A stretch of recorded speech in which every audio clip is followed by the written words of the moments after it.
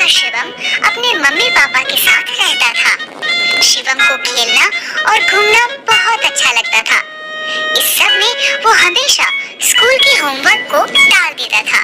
Mummy, school का homework मैं कल करूँगा। और जिस दिन स्कूल में टीचर होमवर्क चेक करती थी, उस दिन वो कोई ना कोई बहाना लगाकर स्कूल की छुट्टी कर लेता था। मम्मी, मेरा पेट बहुत दर्द कर रहा है, मैं आज स्कूल नहीं जा सकता।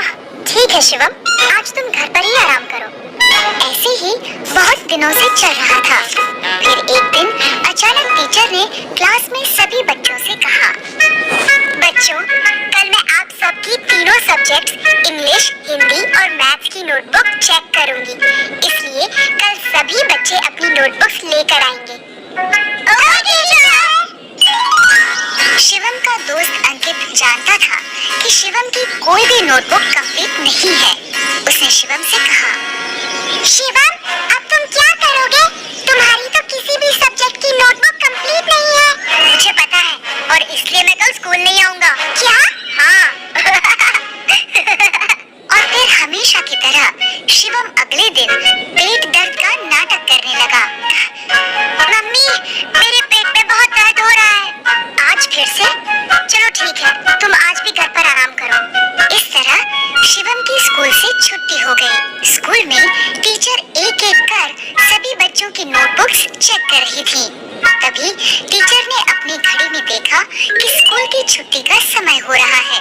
ये देखकर उन्होंने सभी बच्चों से कहा, बच्चों, अभी स्कूल की छुट्टी का समय हो रहा है, इसलिए जो बच्चे रह गए हैं उनकी नोटबुक्स मैं कल चेक करूंगी।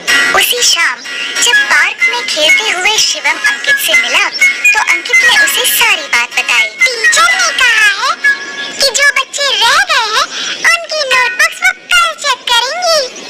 अच्छा, तो फिर मैं कल भी नहीं आऊंगा।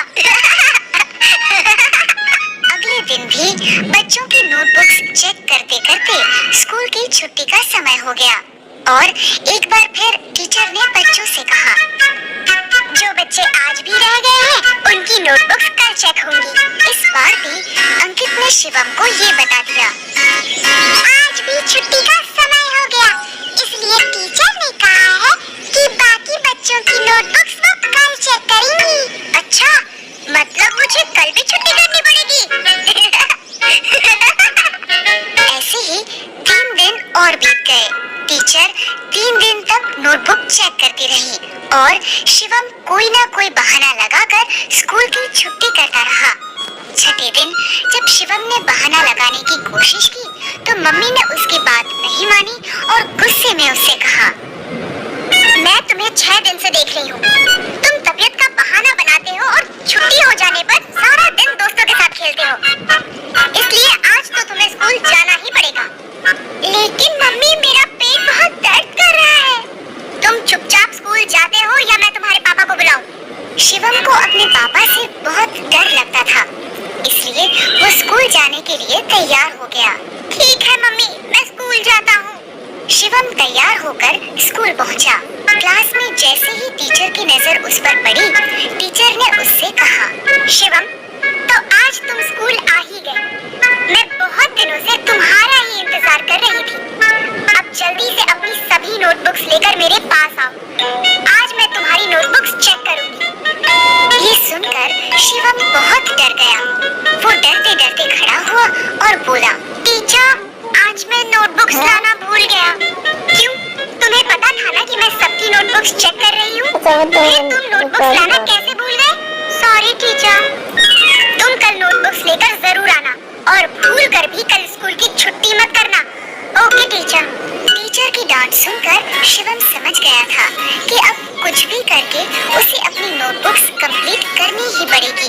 उसने अपने दोस्त अंकित से कहा, अंकित, क्या तुम मुझे अपनी तीनों सब्जेक्ट्स की नोटबुक्स दे सकते हो? क्यों? तुम मेरी नोटबुक्स का क्या करोगे? टीचर ने तो तुम्हें तुम्हारी नोटबुक्स लाने के लिए कहा है। मैं जानता हूँ, लेकिन मेरी नोटबुक्स कंप्लीट नहीं है, इसलिए मैं तुम्हारी नोटबुक से देखकर अपनी नोटबुक्स कंप्लीट करूँगा। तुम्हें ये सब करने की क्या जरूरत है? तुम हमेशा की तरह स्कूल की छुट्टी कर देना। नहीं, मुझे लगता है अब मैं इस काम को और नहीं टाल सकता, इसलिए अब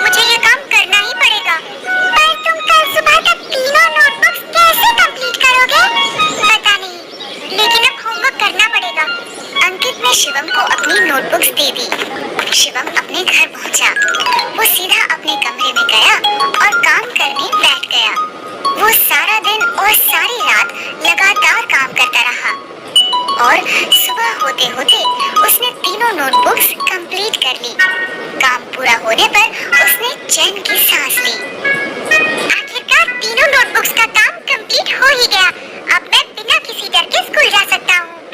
अगले दिन वो तीनों नोटबुक्स लेकर स्कूल पहुंचा।